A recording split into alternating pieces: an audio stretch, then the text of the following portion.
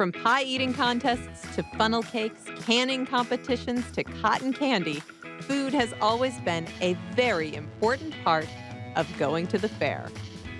The history of fair food is steeped in tradition and deliciousness.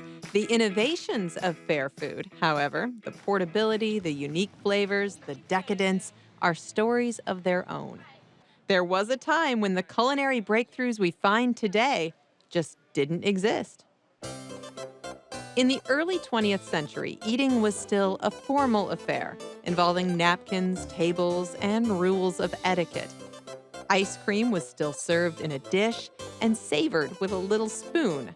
At large outdoor events, how were wondrous treats like this to be enjoyed on the go? It wasn't until the St. Louis World's Fair in 1904 that innovation sparked. The specific origins are unclear, but the intent was not.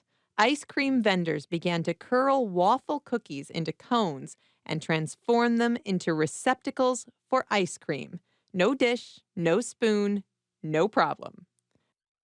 From that day forward, concessionaires all over the country would no longer be hindered by the limitations of dining conventions.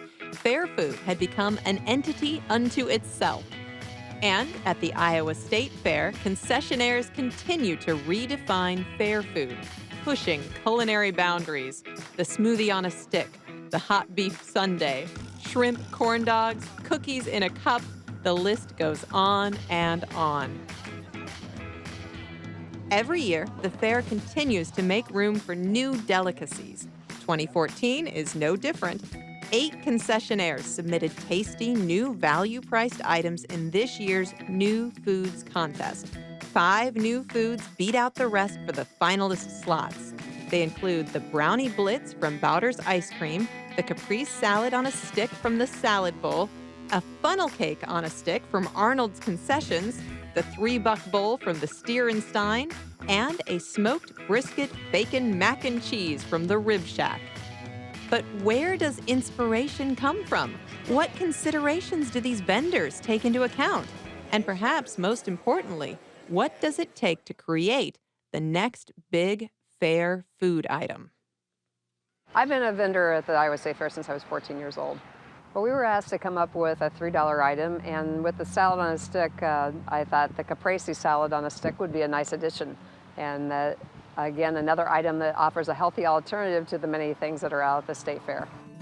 The caprese salad is made up of tomatoes, cherry tomatoes, fresh mozzarella, fresh basil, and then vinaigrette, balsamic vinaigrette. They were all like, "Is that your item? That's a great idea." And people who've tried it think it's delicious. Just along Ingersoll in Des Moines sits the historic Bowder's Pharmacy. Delicious new ideas are never far away. Every kind of ice cream there is. We make ice cream sodas, floats, sundaes, cones, shakes, and of course the peppermint bar and the mocha bar. We came out with a Brownie Blitz. That is there are small cubes of brownie bites that we put into the dish. We top it with whipped cream, chocolate syrup, and coconut. It's got to be high quality. We want it to be a very tasty item, and it's got to fit in with what we have in the dessert area. We're known for our brisket and our ribs and our Southern style nachos. We came up with a new item. It's the bacon brisket mac and cheese. We're going to utilize our brisket in that, of course, and then we're doing a caramelized bacon, and it's a 3-cheese mac and cheese that we're blending that with. I try to think about families bringing all the kids there. What kid doesn't like, bacon or the mac and cheese? So I kind of versed it around that because I know the adults love it as well as the kids. One common theme with every vendor, a passion for bringing fairgoers happiness in the form of food. There you go. Thank you. You're welcome. Thank you.